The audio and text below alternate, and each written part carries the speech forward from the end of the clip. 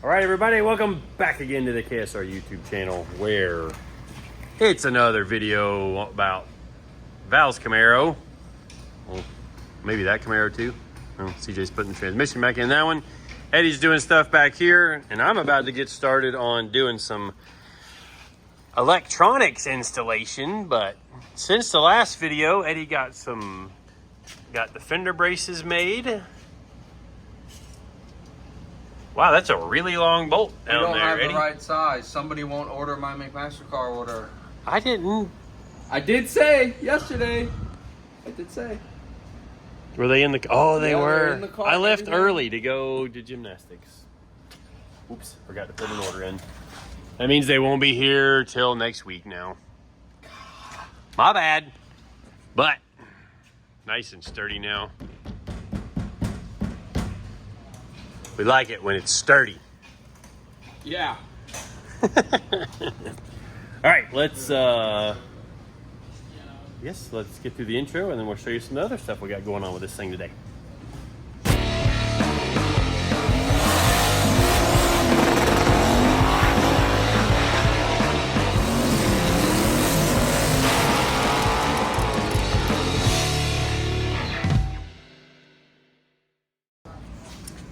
All right, well, while you're here on the channel, please click the like button, leave us a comment down in the bottom. How about the comment of how fast you guys think this thing will go first day out with it? We'll have to come back to it later down the road. But that's a good thing to everybody comment on. I've got my ideas for what I think would be a successful weekend already, since we know what kind of power's in this thing, but you never know with the first time out. Anyways. Also, if you want some KSR merch, winwithksr.com. And if you need any parts, hit us up at 352-225-1210. Call the shop, or you can use the website. Send us an email at sales@winwithksr.com. Website is winwithksr.com. So you can go on there and find all kinds of good stuff for your project build. And even if it's not there, pretty much we can get anything. So if you're buying from somewhere else and you want to support a small shop like ours, hit us up. Anyways, enough of our little advertisement for today. Let's get back onto the Camaro and show you kind of what we've got to do with some of this stuff here. So we're working to close off this panel back here, just because if you think of this from the perspective of airflow, we're going to have a mess of 200 plus mile per hour wind, you know, potentially getting stuck up inside of this bumper. So you got a big old back bumper, not gonna lie.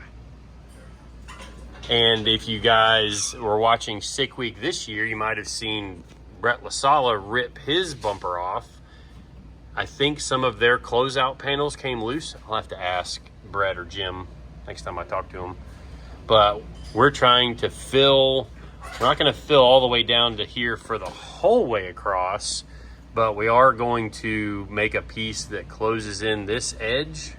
You can kind of see what we're looking at there, which we'll have to rivet something to this that'll then have a Zeus panel as a part of it. Maybe something kind of like what we're working on here for the back bumper part. Yeah, maybe something like that. And we'll just have to overbend it some and shape it to where it fits up into that corner. And that way it gives us a place to go here. And then you can see that this panel, this titanium piece, is bent to have the trunk floor sealed off. And from this bar here, there's going to be, like, my fingers are going where the bottom of the fuel cell is going to be. So it's going to angle down just a little bit, kind of mimicking the bottom of the quarter panel there, or the rear bumper. And then it will stop somewhere in here, leave us room for the air shock. Like, this is where the air shock's going to go, right there. And then I'm hoping by doing that, that we'll have enough room to put the fuel pump module right here at the very front, and so all the outlets and everything is going to be right there in the middle of that and easily accessible. These are the tabs for the fuel cell. And the idea or the goal is to make it where you take 4 bolts loose, and actually it's going to sit on, like, there's going to be a clamshell mount for this. This is how we did Soccer Mom, and we're going to do this car too. So off the back of the fuel cell, there'll be like a half moon that goes over this, and it'll get a T-bolt clamp that clamps around this bar, and that will hold the back of the fuel cell in. Fuel cell swings up in place, and then the top bolts are attached. So with 4 bolts, a quick disconnect on the fuel line, and then a Deutsch connector at the top of that. And hopefully in like 5 minutes, the fuel cell could be dropped out of this thing to maybe lose 50, 60 pounds of weight, depending on how much fuel is in it when they show up at the track. Now, at some tracks and at some events, like the tracks that don't prep as good as Sick Week, you may want all that weight at the back of the car. So it gives us some adjustability. Leave the cell in, take the cell out. Or later down the road when they want to lighten this thing up to go real fast, they'll be able to.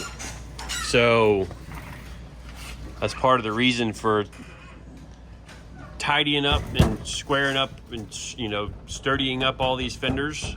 Like, you can see how that's nice. And then once we get this bottom made, we'll get rid of all of that. Right? That's right. That's right. That's right.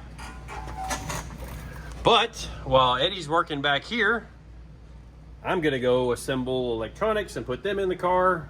See if I can get the boost control solenoids mounted, the shifter solenoid mounted. I actually robbed the parachute MAC valve, which is supposed to bolt. Maybe you can see the tab right there. Is it clear? It's not very clear, is it? Yeah, so right there is where the parachute, the handle gets fired. So there's an air assist on the parachute that's going to fire the parachute by speed and or by side G-forces. If you guys saw my big slippery slide at Sick Week 2024 in Soccer Mom, I threw the chute manually, and we're going to try and make it to where Val or Kyle or Steve or whoever's driving this thing won't have to do that. But anyways, I'm going to get out of Eddie's way. Finally. Wow, that's rude. Oh, yeah. I thought those were going to go out. You said to put them in. We're going out. Oh, you said to put it. Good thing you just got to bend it the other way. Fixed. Yay. Oh, that'll make this be the right side, and then that'll be the left side. Yeah. Yep. Oh, yeah, yep, that all works. Okay, I'll stop distracting you. Yeah, you did say in. I did. Yeah. Might have. But then I also said out. Oh, I didn't hear that part. Yeah, we have second guessing and going back and forth, and not really second guessing, but. Spitballing. You put the tank in? No, you didn't put the air tank in. Dude. I'm in your way. Yeah. I guess I should get out of your way. Yeah, you should. There's the air pressure regulator. Boop. Adjust the CO2 up, or the air pressure up to the front of the car. Are those tank bolts fine thread or coarse thread? I don't know. I put them in. Look like fine thread. Oh, okay. All right. Time for us to get to work. Well, time for me to get to work and leave Eddie alone. Well, it's time for a voiceover of the time lapse. And if you guys watched the last video on Val's Camaro, you saw where I at least showed that I had assembled this panel here. And there are 2 Holley injector drivers there, one for each race injector set. And then there is a third injector set that is driven by the ECU, and that will be the street injector set. So by using the external injector drivers, we are able to completely shut off the street set and then independently turn on each race set. So the idea is that like the way we have Soccer Mom set up, the way I originally set Mullet up, the car always would crank on pump gas on the street injectors, and then it would blend and then shut off the street injectors at between 3 and 5 psi. So 3 psi, 100% pump gas, 5 psi, 100% methanol. So what I intend to do with Val's car, and it's something I'm going to do on Soccer Mom, hopefully without having to change the tune like I did in Indy, but I'm going to make it where, at least I'm going to try to, where when the boost is armed, it will fire up and run 100% on methanol. That will give us some cleaner spark plug readings, as well as just make things a heck of a lot easier to worry about when you're at the racetrack. The car will stay cooler when you're, cranking up to go up to the water box and go up to do your burnout and make your run. And then when the boost controller or the boost arm switch is turned off, then it will go back to cranking up on pump gas and then idling around, and then it can drive back from the top end on pump gas, and then it's basically in street mode, with the exception of the mechanical fuel pump would still be spinning at the racetrack, assuming that it had been installed. So anyways, now I've taken the main panel back over to the board or the work table, just so that I can install the boost control solenoids as well as the shifter solenoid. So the shifter solenoid is just a MAC valve that we are going to control with the Holley ECU. It'll fire an output when we tell it to shift, and that'll make it to where the driver should not have to shift the car. Now, I always, when I'm trying to help out a driver or coach a driver, I always tell them to keep in their mind that they may need to reach down and hit the shifter. It's rare that the shifter programming fails or the electronic side fails, but occasionally it does happen. In the same manner, I tell drivers it's a great idea to be having your hand go for the parachute at the top end. You don't want to completely rely on the computer and everything to always fire the parachute. Now, if you watched the sick week problem that I had, I thought I had a safety programmed in that would automatically fire the parachute when the car got sideways. However, that was not the case. So, because I was ready to throw the parachute, it's always kind of in my head to reach up and hit the parachute if I need it, then I was able to save the car. Now, since then, I've fixed the programming error that I had made back with my car, or with Soccer Mom, and it should now fire, I think it was 3 to 4 tenths of a second quicker. It should deploy the chute faster than when I got the chute out.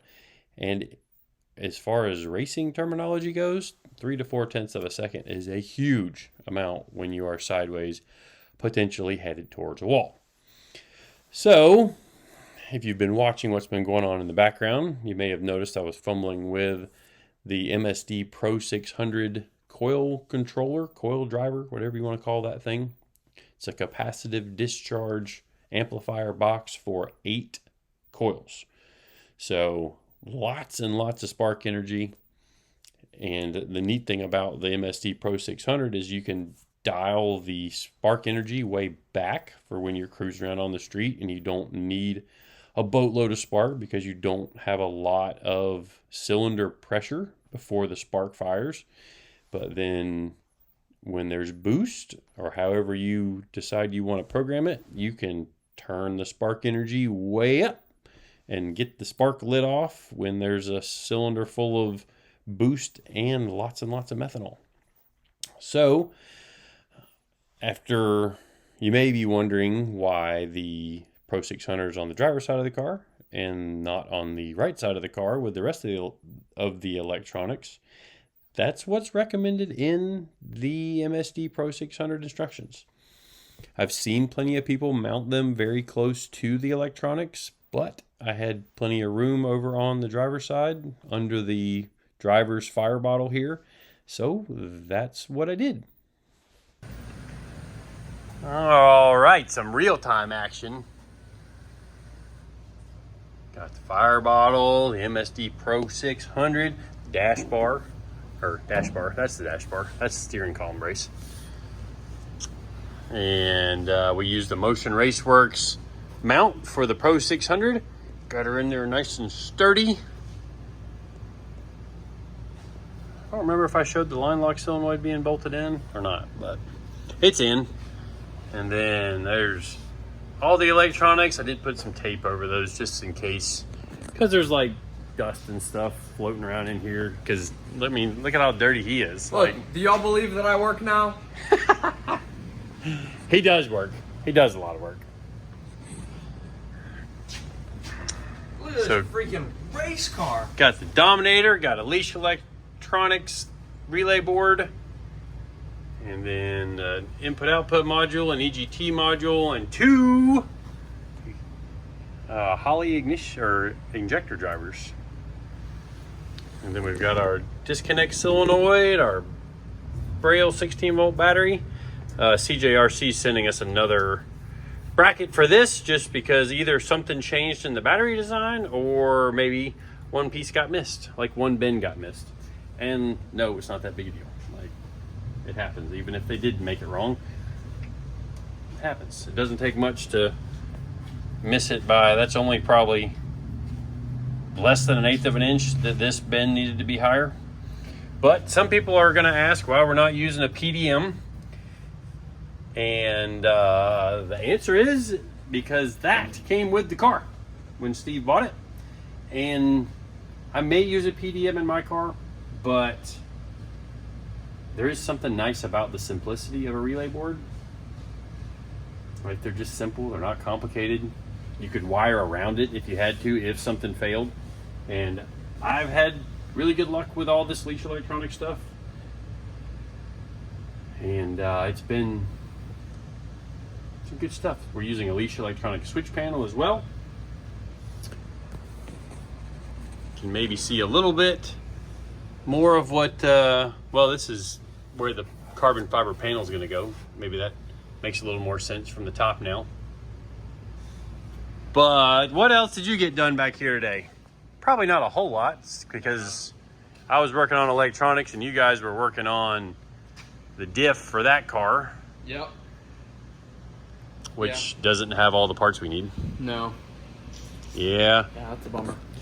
Yeah, sometimes when people bring us parts, we prefer to supply parts for people.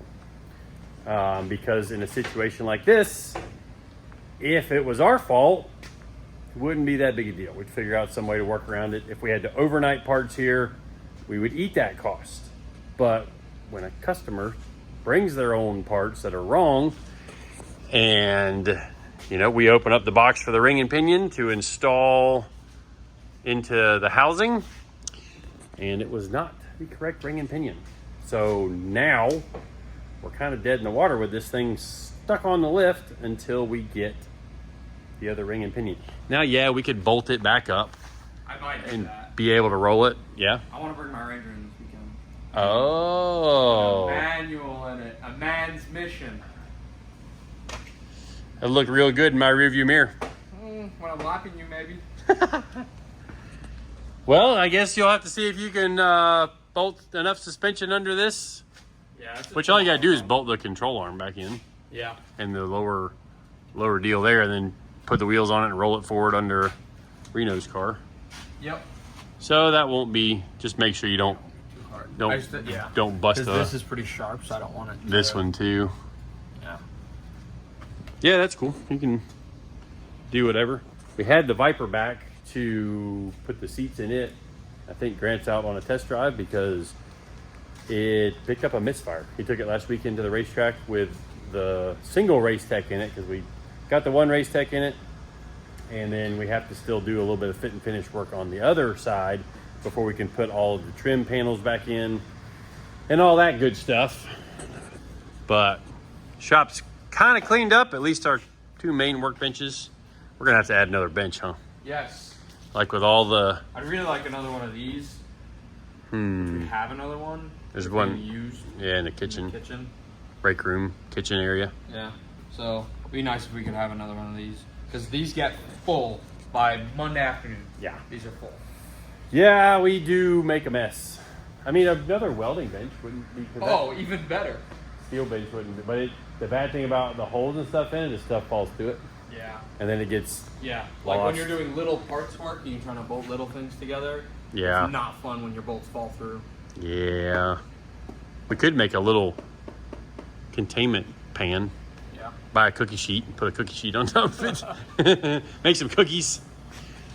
But anyway, that's I don't guess really. We did flip the air pump around, put the air tank in, because we were ordering up some fittings to work with the different stuff. And honestly, that's kind of one of the things that soaks up a lot of time that you wouldn't even consider, because we've got to pre-plan ahead a little bit for some of the stuff we're going to need, or at least some of the stuff we're going to need to supply air to, or wiring. Like the wiring in this, before we lay the first wire in this car, there will be a few hours in figuring out what needs to go where, what size wire we should use to supply it, you know, how many amps each accessory draws, so we can determine what wire size to go from the rear leash panel relay board down to the fuel pump, the air pump. Like, all that stuff matters. Like, you want to have the proper size wire, not something that's way too big, definitely not way too small, because then it could catch on fire. But if it's way too big, you're just carrying extra weight, and we don't want to do that. So, yes, that'll probably wrap it up for this video. Got a decent amount done. Not a bad week. Not bad. Could have been better, but not bad. Yeah. Got a little bit more to do. I actually got to call Steve this evening. I was supposed to call him earlier in the week, and it's been absolute madness. I've been trying to work on my car a little bit today, between hauling my kids back and forth to their school for their Meet the Teacher things, and then gymnastics, and I think I'm here for about another hour to work on my car, and then I got to go drive back across town to get my middle daughter from her gymnastics place. So anyways, appreciate everybody watching, subscribing, following along. That'll do it for this video. See you guys next time.